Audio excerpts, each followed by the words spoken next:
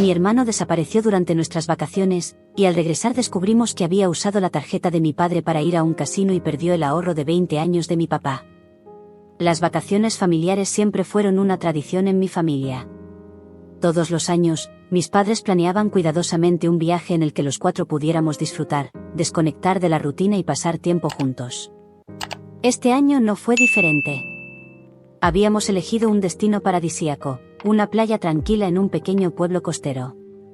Éramos mi papá, Enrique de 55 años, mi mamá, Carmen de 53 años, mi hermano, Fernando de 28 años, y yo, Sofía, de 25 años. Desde el principio del viaje, noté algo extraño en Fernando. Aunque siempre había sido un poco reservado, esta vez parecía especialmente distante, constantemente revisando su teléfono y apartándose para hablar en voz baja. No quise sacar conclusiones apresuradas. Quizás era trabajo o alguna situación con su novia, pero su actitud empezó a tensar el ambiente. Los primeros días transcurrieron sin mayores sobresaltos. Disfrutamos del mar, la comida local y las conversaciones en familia. Sin embargo, el tercer día de las vacaciones cambió todo. Aquella mañana, mi papá se levantó temprano para ir a pescar con un guía local. Mi mamá y yo decidimos quedarnos en el hotel para tomar el desayuno con calma y luego ir a la playa. Fernando, por otro lado, no apareció. Supusimos que seguía dormido.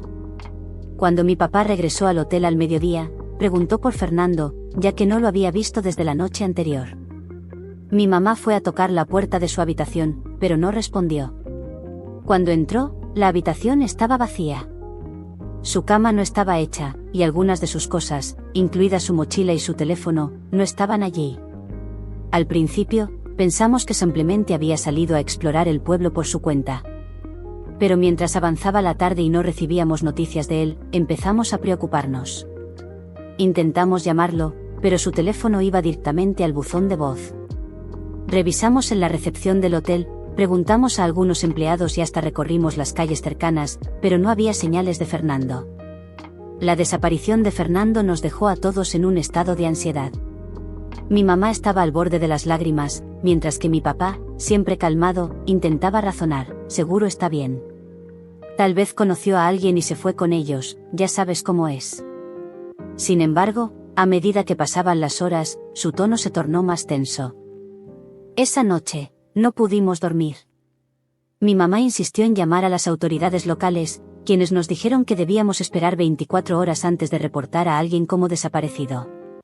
Fue un consuelo mínimo, pero intentamos convencernos de que Fernando aparecería por la mañana. Fernando regresó al hotel al día siguiente alrededor del mediodía. Se veía agotado, con el cabello desordenado y la ropa arrugada. Lo primero que dijo fue: perdón, tuve que resolver algo importante. No ofreció más detalles, y aunque mi papá intentó presionarlo para que explicara su ausencia, Fernando esquivó las preguntas diciendo que no quería hablar del tema.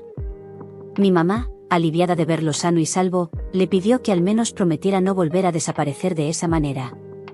Fernando asintió, pero su expresión seguía siendo esquiva. Fue entonces cuando mi papá mencionó algo que me dejó inquieta: me llegó una notificación del banco.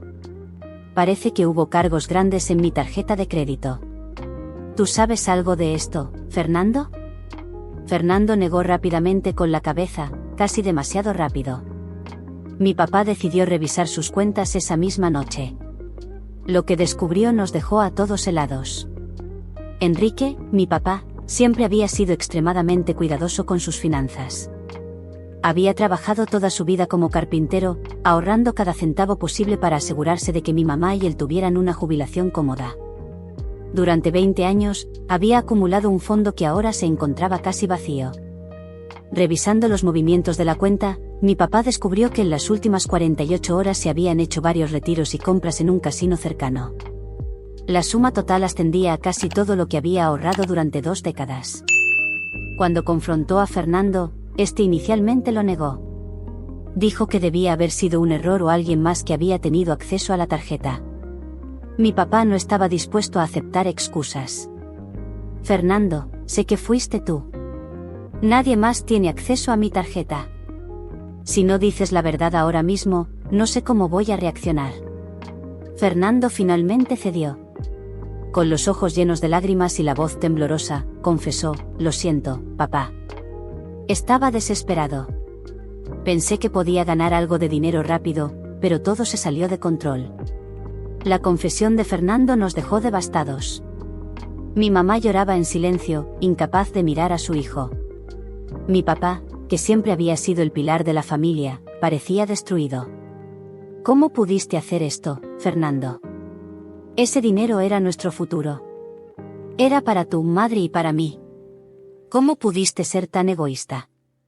Fernando trató de justificarse, diciendo que había tenido problemas económicos y no sabía cómo pedir ayuda. Pero sus excusas no hicieron más que empeorar la situación. Mi papá se levantó de la mesa y salió del cuarto, dejando a Fernando con el peso de su traición. Los días siguientes fueron insoportables. Fernando apenas hablaba, y cuando lo hacía, era para intentar disculparse. Mi papá no quería saber nada de él, y mi mamá estaba dividida entre la decepción y el instinto de proteger a su hijo. Yo, por mi parte, no sabía cómo lidiar con la situación. Siempre había visto a Fernando como un hermano mayor confiable, alguien en quien podía confiar. Pero ahora, esa imagen se había roto. Mi papá finalmente decidió que Fernando debía asumir la responsabilidad de sus acciones. Le exigió que encontrara la manera de devolver cada centavo perdido. «No quiero excusas, Fernando. No me importa cuánto tiempo te lleve. Este es tu problema, y debes solucionarlo». Fernando aceptó, aunque no parecía tener un plan claro. Decidimos regresar de las vacaciones antes de lo planeado.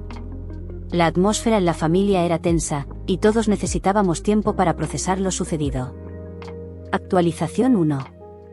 Después de lo que sucedió, las cosas en casa se pusieron aún más tensas. Mi papá se convirtió en una persona mucho más distante. No solo evitaba hablar con Fernando, sino que también se mostró distante conmigo y mi mamá. Estaba claro que el golpe a sus ahorros, su esfuerzo de toda una vida, lo había dejado marcado. Fernando, por su parte, no paraba de intentar disculparse, pero parecía que sus palabras no llegaban a mi papá. Fue como si la brecha entre ellos se volviera insalvable. Yo me encontraba en un lugar complicado, intentando mantener la paz entre todos, pero la verdad es que sentía que mi familia estaba a punto de romperse.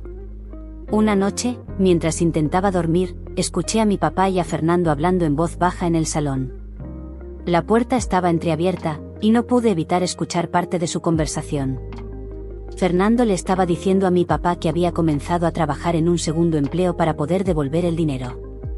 Le prometió que lo haría todo lo posible por reparar el daño, pero mi papá no parecía creerle. Yo, por mi parte, no sabía qué pensar. ¿Realmente podría mi hermano arreglar todo esto? ¿O lo único que hacía era acumular promesas vacías? Actualización 2.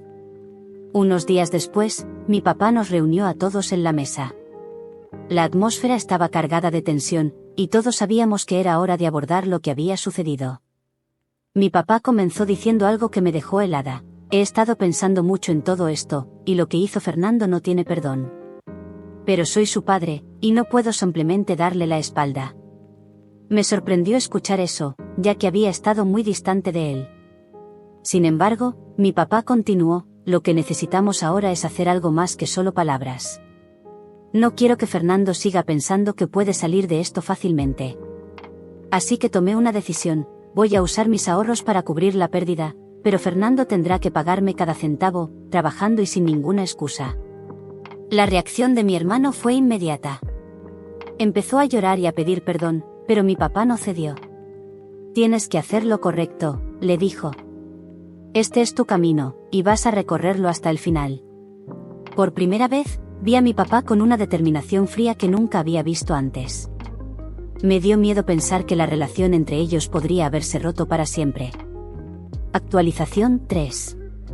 Fernando comenzó a cumplir con las condiciones de mi papá, pero no era tan sencillo como parecía. A pesar de su promesa de trabajar 2 empleos, mi hermano no estaba acostumbrado a este ritmo de vida. Su primer trabajo, en una tienda local, no le pagaba lo suficiente, y su segundo empleo, como mesero en un restaurante, le dejaba poco tiempo para descansar. Las largas horas de trabajo empezaron a afectarlo, y aunque intentaba mantenerse firme, su frustración comenzó a reflejarse en su actitud. Un día, después de un turno nocturno especialmente difícil, Fernando llegó a casa hecho un desastre. Se sentó en el sofá y, sin previo aviso, estalló en llanto. «No puedo más», dijo entre sollozos. «Todo esto es demasiado. No sé cómo arreglar lo que hice. Pensé que podría solucionarlo, pero ahora parece que no hay vuelta atrás». Mi mamá intentó consolarlo, pero yo no sabía qué hacer. Mi papá, al ver la escena, se quedó en silencio. Parecía que su decisión de hacer que Fernando pagara por su error estaba siendo más dura de lo que todos imaginábamos. Al mismo tiempo, me di cuenta de que mi hermano estaba luchando con algo mucho más grande que el dinero perdido. Actualización 4. Una tarde, mientras mi papá estaba fuera de casa, mi hermano se me acercó. «Sofía», comenzó, «sé que no puedo deshacer lo que hice, pero he estado pensando mucho en todo. A veces no sé si voy a ser capaz de cumplir mi promesa». Le pedí que me explicara mejor. «Es solo que, todo este tiempo he estado tratando de compensar el dinero, pero lo que realmente me pesa es la decepción en los ojos de papá. No sé cómo volver a ganarme su confianza, y eso me está destrozando por dentro». En ese momento, me di cuenta de algo importante. Fernando no estaba luchando solo con el dinero. Estaba luchando con su propia culpa, con el peso de haber traicionado no solo la confianza de mi papá, sino también el respeto que nuestra familia le había dado. Le dije que lo importante ahora no era solo pagar la deuda, sino demostrar con hechos que realmente había aprendido la lección. Fue entonces cuando mi hermano empezó a cambiar. Empezó a asistir a terapia, no solo para lidiar con su culpa, sino también para mejorar su bienestar emocional. Poco a poco, se fue ganando de nuevo la confianza de mi papá, no con palabras vacías, sino con esfuerzo genuino. Actualización 5. Después de meses de trabajo arduo, Fernando finalmente logró devolver una buena parte del dinero. Lo que más me sorprendió fue el cambio en su actitud. Ya no era el hermano arrogante y superficial de antes. Se estaba convirtiendo en alguien mucho más consciente de sus acciones y de las consecuencias que éstas tenían sobre los demás. Un día, mi papá me llamó a solas. «Sofía», me dijo, «creo que he aprendido algo importante de todo esto. No solo Fernando tiene que cambiar. Yo también tengo que aprender a perdonar». Fue un momento surrealista, ya que mi papá nunca había mostrado debilidad en ese sentido. Al final, mi hermano y mi papá llegaron a un acuerdo. Aunque el dinero perdido nunca se recuperaría por completo, la relación entre ellos empezó a sanar. No fue un proceso fácil, pero hoy, un año después de todo lo sucedido, puedo decir que mi familia ha logrado superar la prueba más difícil que nos ha tocado vivir. Lo que comenzó como una tragedia familiar terminó convirtiéndose en una lección de perdón y redención. Hoy, Fernando sigue trabajando duro para recuperar lo que perdió, pero lo más importante es que ya no estamos atrapados en el pasado. A veces, las crisis más grandes nos enseñan las lecciones más profundas, y en nuestro caso, nos enseñaron que la familia siempre puede sanar, aunque se tarde más de lo esperado.